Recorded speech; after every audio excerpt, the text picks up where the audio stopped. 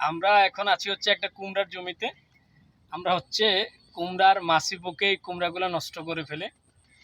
এটি মূলত মাছি পোক তার যেই ডিম পাড়ার যেই নালি রয়েছে এটা দিয়ে হচ্ছে কুমড়ার গায়ে বসে ছিদ্র করে ভিতর যে অংশ দিয়ে এটা ছিদ্র করে দেয় সেই অংশ হচ্ছে আঠালো পদার্থ বের হয়, এতে করে ফল হলুদ হয়ে নষ্ট হয়ে যায়।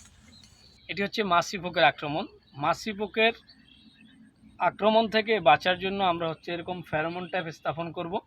পুরুষ পোকাকে আকৃষ্ট করবে আর কি। তো পুরুষ পোকাকে যখন আকৃষ্ট করবে তখন স্ত্রী পোকা পুরুষ পোকাগুলো ভিতরে ঢুকে মারা পড়বে, এতে করে আর বংশবৃদ্ধি করতে পারবে না। এর মাধ্যমে পোকাটা অনেকটা নিয়ন্ত্রণে চলে আসবে। তো মিষ্টি কুমড়া, লাউ, করলা, চিঙ্গা, জিচিঙ্গা এই ফসলে আপনারা সহজেই হচ্ছে এই ফেরোমন ফাঁদ স্থাপন করে আপনারা হচ্ছে আপনাদের ফসলকে মাছি পোকার আক্রমণ থেকে রক্ষা করতে